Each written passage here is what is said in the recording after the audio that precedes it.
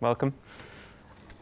I have deployed Sociocracy in 2 organizations, and I have found some interesting stuff that you cannot find in the official materials or any sort of training. First thing worth mentioning is there's a 7-step process to Sociocracy and decision-making process, and nobody tells you this, but the first point, defining the driver and fully understanding it as a group, takes like half the effort of the entire process. To answer the question that was asked just a moment ago, how often does the entire process stop because we need to gather more data? That actually happens a lot. Someone says, if we don't know about this piece of data, then there's no point discussing it. So let's put this off to another meeting and today worry about something else, while the person that brought up the driver will find out the piece of data and bring it back next week. That's okay. And it happens often. I learned about Sociocracy decision-making process on a Agile Warsaw training about 3 years ago from the creators of Sociocracy. And I wanted to try it. I was fascinated by the thing. But the organization that I was working at was a highly hierarchical corporation. There was no way we could do anything like that there. But I was playing a cooperative computer game along with mostly teenage players, about 30 of them, 30-ish. The game was fast enough that you couldn't communicate everything on the fly. You needed to formulate policy to make shortcuts. The game required teamwork. You needed to adapt to the current situation, and the side with more teamwork won. I love teamwork, so that was a good one for me. And it kind of resembles agile software development if you think about it. And on the other side, the game was slow enough so that the entire playthrough took several hours or days. So there was a stake, and we needed policy to make it repetitive and practical. So I thought, okay, we need to somehow make decisions on who to accept to the clan or whatever, on the strategy, on the current match. And our leader, clan leader, was not so strong, and he didn't make decisions as usually clans do. So I thought, okay, guys, why won't we try this? I just was on the training, and it seemed great. They agreed. And the results were spectacular. Those 14, 15-year-old guys were able to outperform decision-making. I had like 12 years of experience as a manager back then. They performed well better than I did. Even, this is something really important, even if I brought a driver, I had a very good idea, I wanted to convince everyone to do something, and I got on a 30 people quorum, I got like 21 votes, everyone was like this, and then one guy comes and brings up a protest. Then nobody wanted to do this anymore, including me.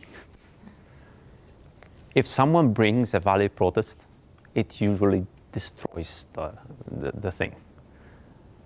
It turns out it was a bad idea, but you didn't have the critical piece of information. It was missing. You wanted to do something, but it was just bad.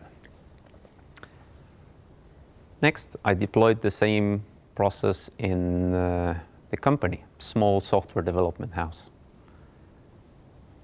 It also performs well. People there are senior developers mostly. And we've been using it for 2 years now. 2 years and 3 months. 2 years and 3 months to make every major decision in the company. I am a CEO, technically, but every major decision is taken by by a group. And I like to think this way we make better decisions. As for the cost of it, yeah, it's several people thinking about the same problem gives better quality. It costs more, but not much more. Making bad decisions costs even more. A few examples of the decisions we were taking. Some time ago, 2 years ago, I think, someone said, oh yeah, the meetings happen on Friday. And either someone raises his hand and says, I got the driver, a thing that I want to discuss, or no, and then we just close the meeting. So someone raised his hand and said, sometimes I need help from another developer on the same project. But he's not working at the exact same time where I'm working, because he's working in the morning where I'm doing something else, and then I'm working in the evening. And I just need to ask one small question, because it's blocking me. It's blocking the progress of the project. I need to task switch, that's bad. So I would like to know, because I called one developer and he was angry that I called him. So I sent a text to another developer and he was angry that I sent him a text because he wanted to be called.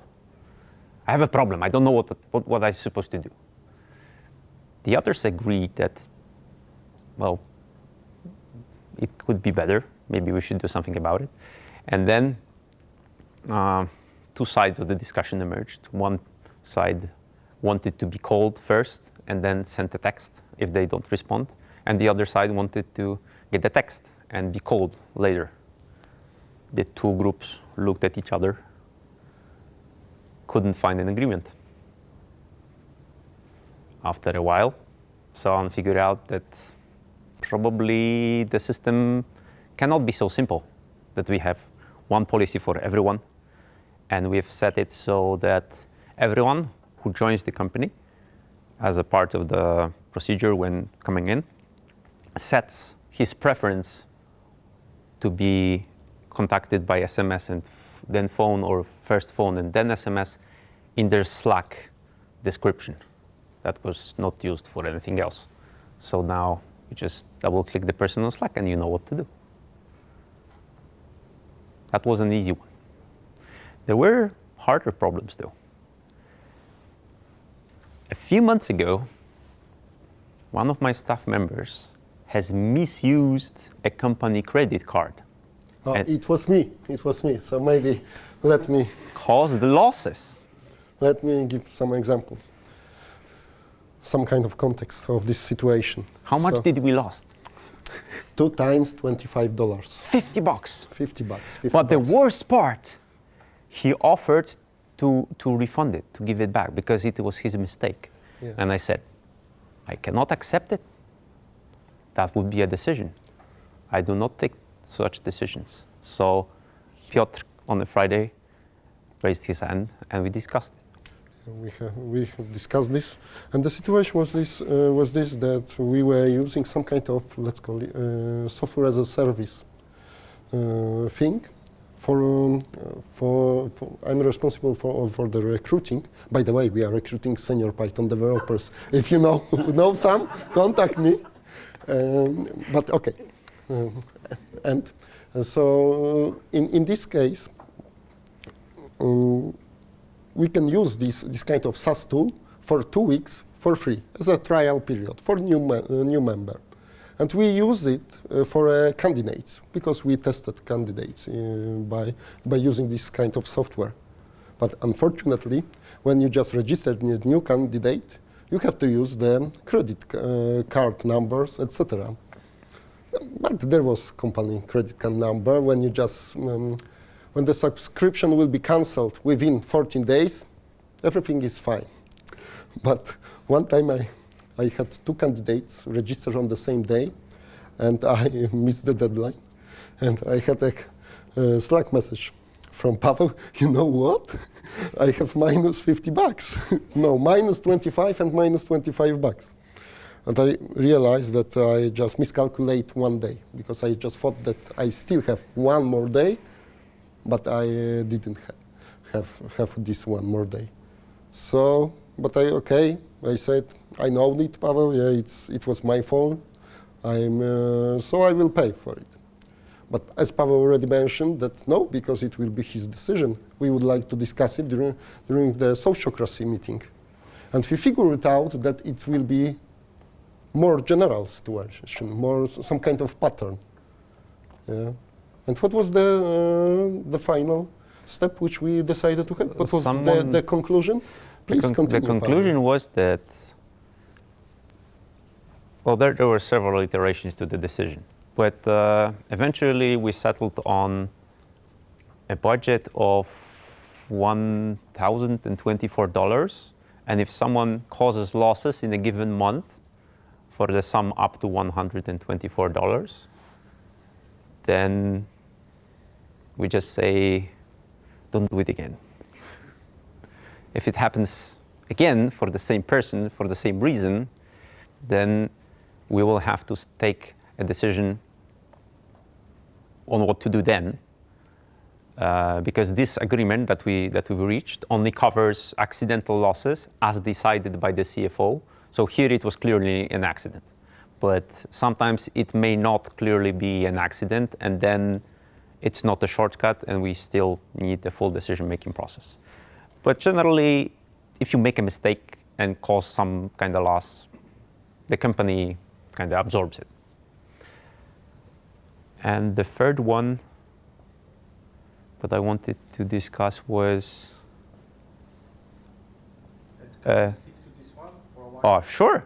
If you have any questions, just can I... I will try. The next one is RAM memory. Ah, yeah. You said that you have few iterations to make a decision because it may be a pattern, yeah?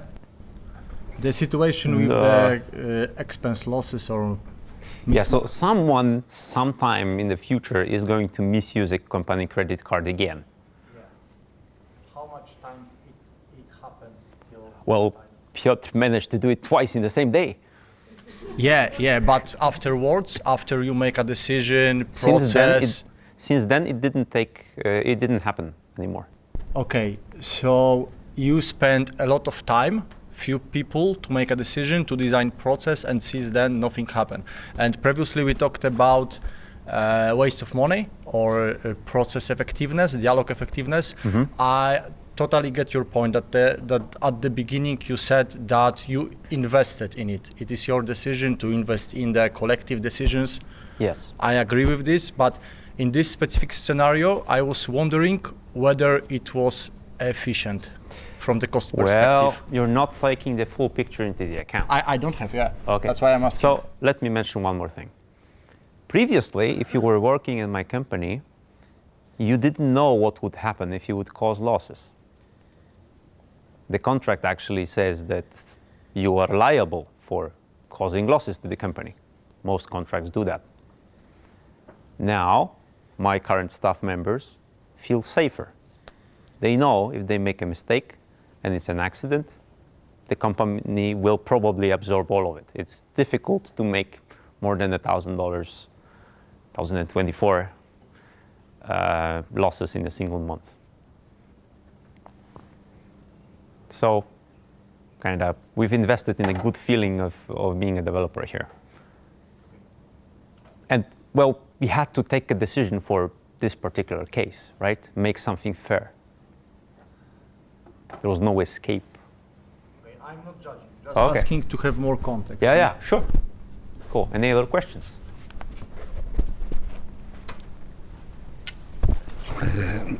I see immediately positive result upon the process. I can say it's effective or not, time, money counting, but there is a second positive reinforcement aspect, that is that during the process of defining and finding a solution to the problem, the staff is getting aware that problem can exist.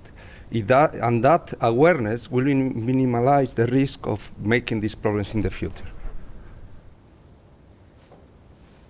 True, yeah. Valid point.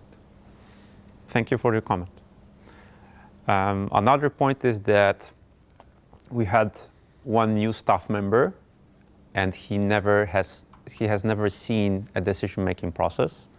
So having a driver once in a while helps people skill up if you hire new people. If you don't hire new people, then the ones that already know the thing don't require simple, easy decisions to be made.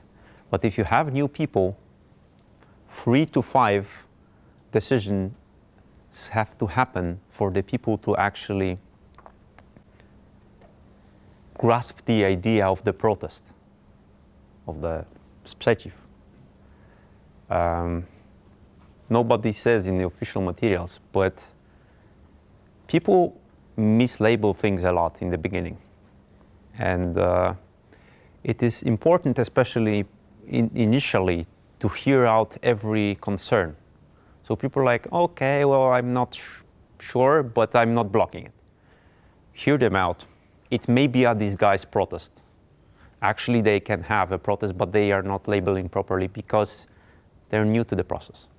It only takes like 3 to 5 sessions. It's not a lot, even for very junior people.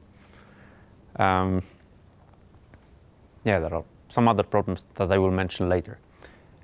But the bigger decision that we took about a year ago was when one developer on a Friday raised his hand and said, I need more memory in my workstation. It was his private computer, not the company's computer. And he said he can just buy the memory and stick it in. Or maybe the company should buy it and send it to him. And maybe he will have to give it back when he leaves the company. Or maybe he pays half for the memory and I pay half for the memory. Or maybe he keeps the memory. He didn't know. He didn't know what to do. But this was not only for the single memory stick.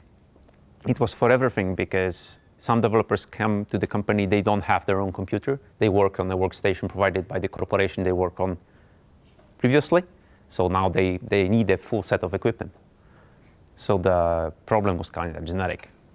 We used to solve it in a not so smart way, because it was always very fast. Someone came to work and say, I need something to work on right now. So we quickly built something and give it to him, right?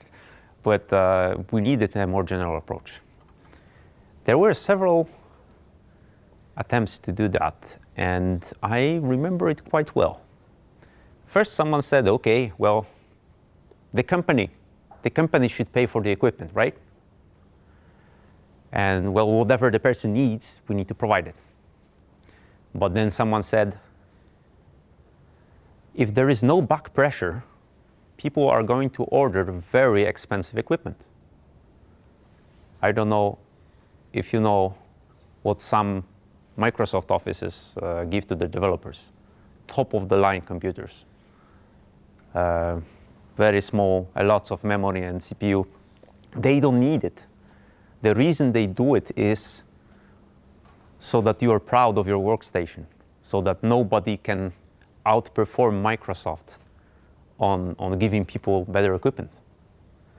But we are too small for that. We couldn't normally afford it.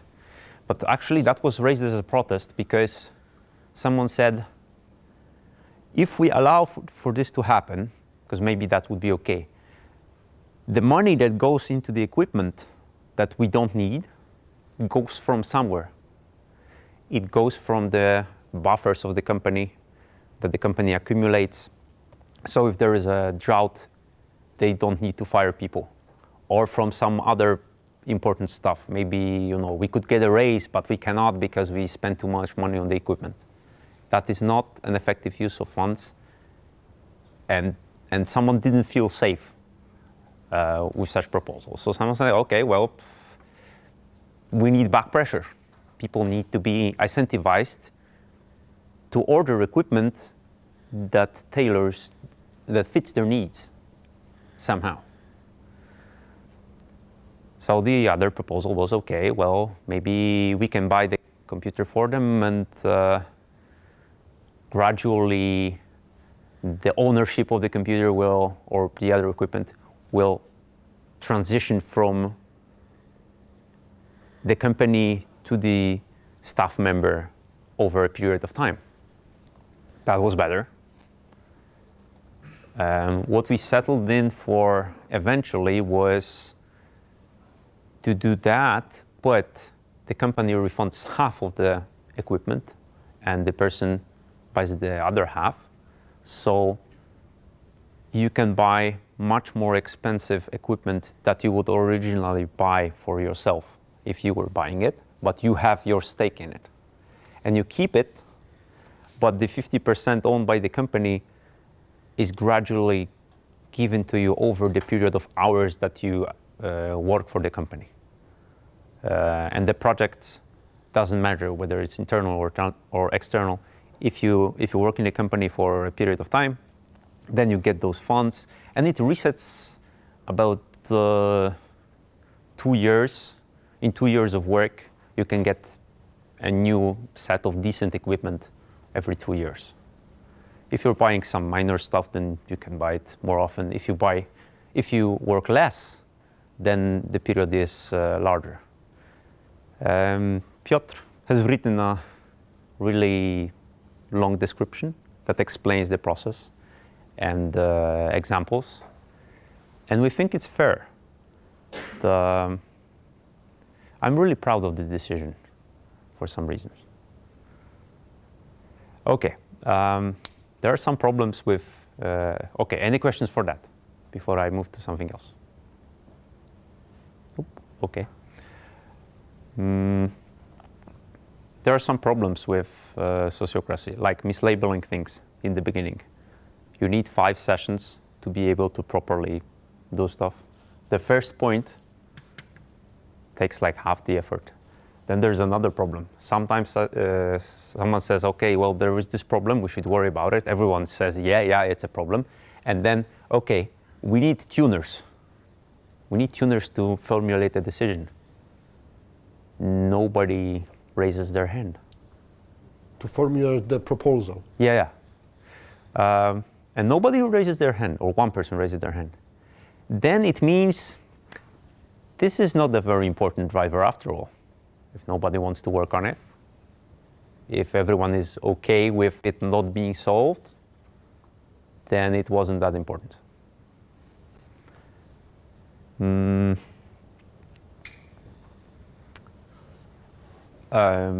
Delaying the decision making because we need to collect more data happens a lot. Well, it depends on the case, but can happen quite a lot. And after some time, maybe a year and a half, the amount of decisions that the company, such as mine, needs to take decreases dramatically. We can go months without a policy decision. It's a problem for training. If you're trying to explain the process to a new person, it's hard if there is no decisions to make. And also, this is not for everyone.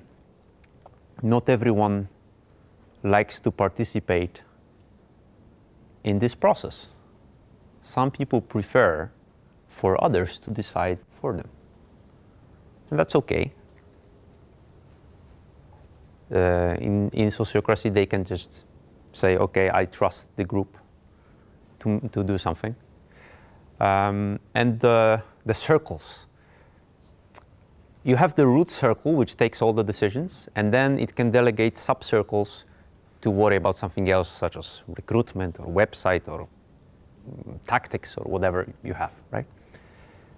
So it looks hard how to decide who should be in which circle, but in reality it happens organically. Someone raises their hand that says, I don't want to hear about recruitment. I'm completely not interested in it. Could everyone else work on it while I do something else? And then 2 other people say, yeah, you know what, me too. And then a sub-circle for recruitment emerges automatically. It just, people that don't want to worry about such stuff, they just say it and a sub-circle emerges. That's what happens in my experience. Did I miss anything? Can you check? Yeah, it's Any questions? So how much do you pay for a senior Python developer?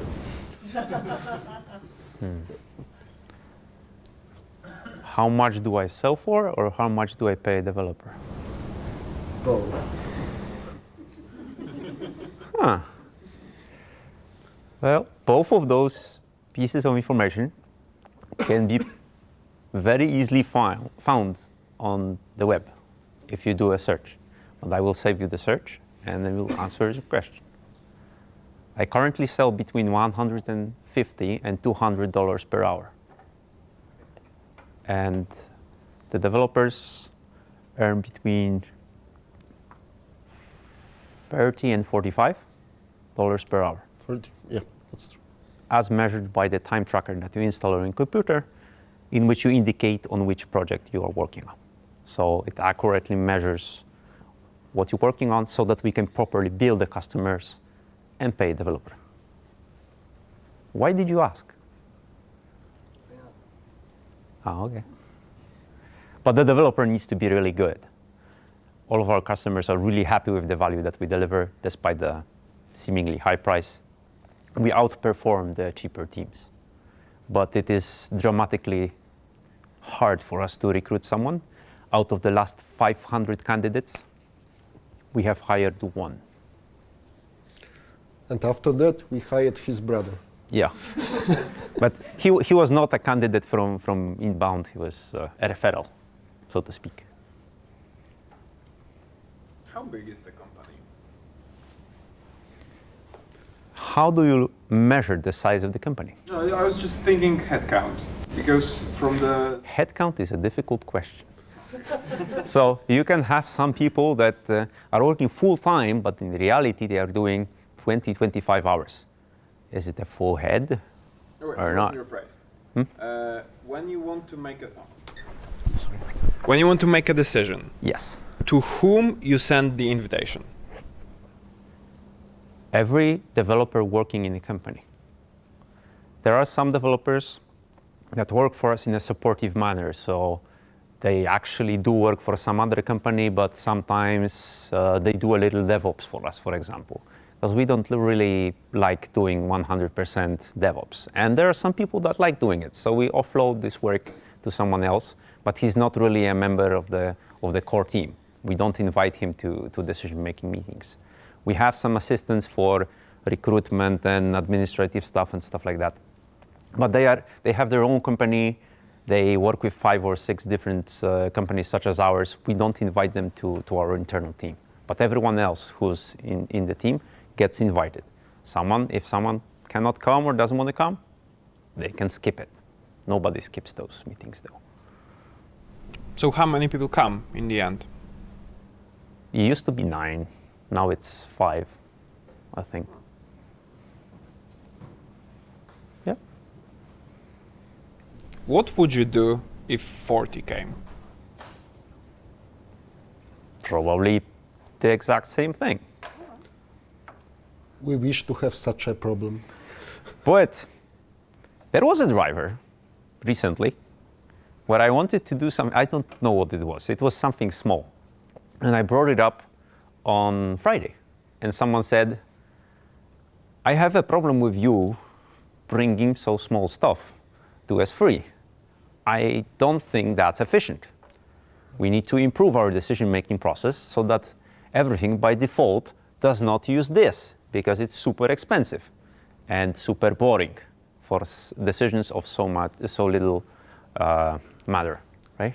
Yeah, it was about the, let's say, time format, 24 hours or like 12 hours AM, PM, something like this. Yeah, we had a problem with this because people were keep saying, okay, let's meet at 8, and nobody knew what it meant, right? But some people thought it means this, and some other people meant this. So we just wanted, I had a problem with this because I missed a meeting or something. So I said, okay, can we settle on 24 hours format? And then everyone said, no, we cannot do this. We can just do a simple thing and say, okay, you post a message on this channel and people have 4 days to click it upvote or downvote. If everyone clicks upvote, then it passes we have a shortcut method that saves us a lot of these meetings. And that was written down into the commitments, into the existing drivers. And that's how it happens now. But I'm the CFO and the CEO, and I did not bring that driver. Someone else did. Because just they want to work. They want to do the project work. That's why they are here. Does that answer your question? Okay, it does. Cool. Any other question? So you got a Sociocracy for years. So you got 5 agreements, dozen more, and then it gets rusty, old. The expiring of agreements is a big problem. So you decide on something, and then 2 years later you look on the board of the agreements and say, what is this? I don't recognize it at all. It doesn't make any sense. We need to periodically go through the board and that is boring. yeah, that is super boring. And you need to use again this to strike down the existing agreements. Nobody in the book you will find this. It just, that's how it is.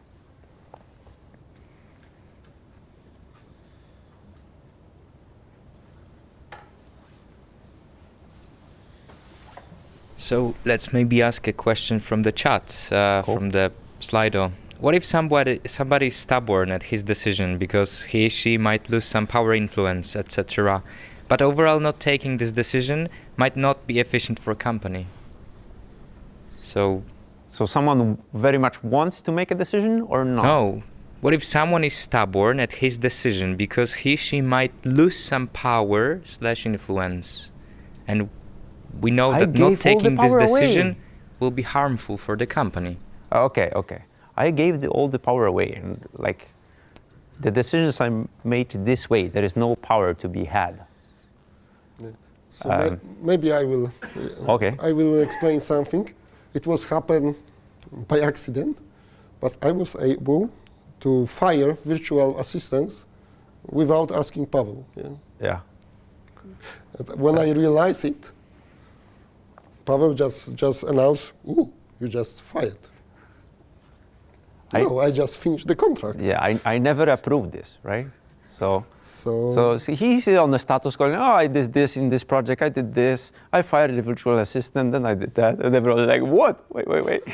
Okay, it was. But that was fine. Let me just explain it. It wasn't like this. Sorry. It seems to be like this, but I said, oh, she was doing like some kind of hours per week. But we realized, and in the project which I was, let's say, in work which I was responsible for, recruitment, that there is no more value at it. I mean, I have no additional work for the lady. So I contacted her, explain what is it, and so there will be no additional work for you, no additional hours for you. And she said, okay. And I informed during the status quo that it was okay. As for the stubborn people, this happens mostly initially when people mistake a democracy no or a veto for a protest. There is no veto in sociocracy. If you file a valid protest, then it is an effective veto, but then everyone agrees with you that this is a wrong thing to do. If you don't like it, if you don't feel it is good, if you're not convinced, but someone really wants to do something, you do this. There is no downvote. There is either I cannot see a problem that I can word properly, or there is I have something that I can word, but it's not blocking, or there is a protest. And most protests initially are not valid. These are actually disguised concerns that people think that maybe it's a valid protest that will block everything. But they quickly learn what is a protest and what is not. Let's come back a little bit to Eva's talk about that. It's showing the harmless of our solution. It was harmful, or showing your own solution. Yes, so no, because I said so, It's not an option. Yes, if you explain it long enough, everyone that we've met so far usually understands eventually what it's about. So I understand the concern, the fear of this happening and blocking everything, but it didn't happen in either organizations where I deployed this. Eva, you've deployed this. Did it happen? Sorry, I'm lost. Was there someone protesting because they were stubborn and they didn't want to listen? And Yeah. People are trying to find the limits of the process. mm-hmm. So yes, I've met a few stubborn people, but I think it was boring for them, and it was annoying for everybody. And it was the power of the group, of the team, that finally this behavior stopped. Maybe you want to say anything about it, Ania? You have this experience, no?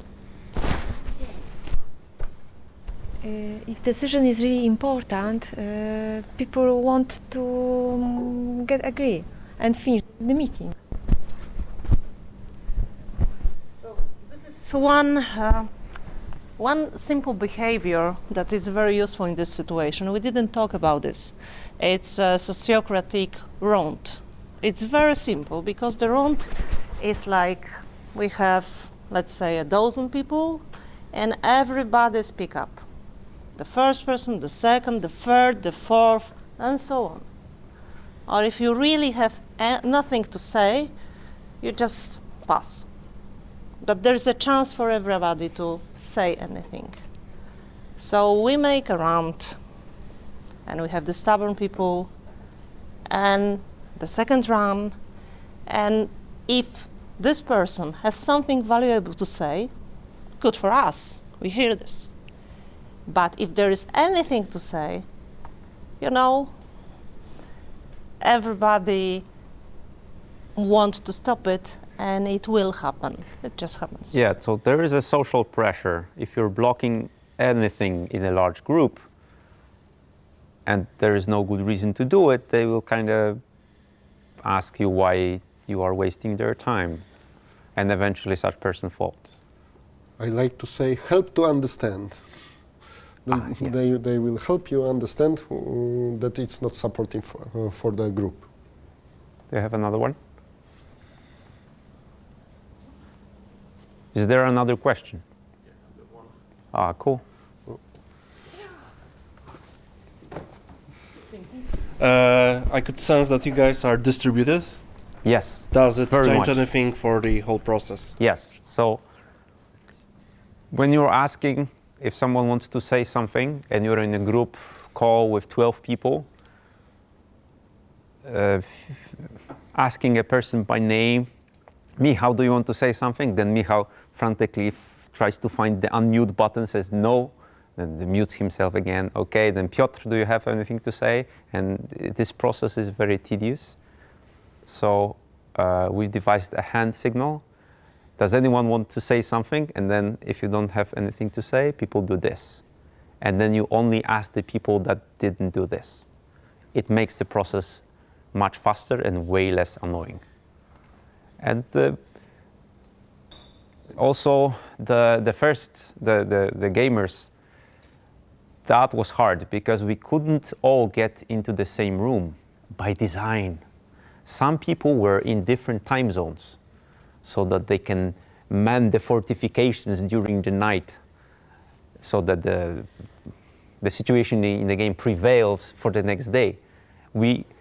It was designed to be unmeetable, but we had to do it anyway.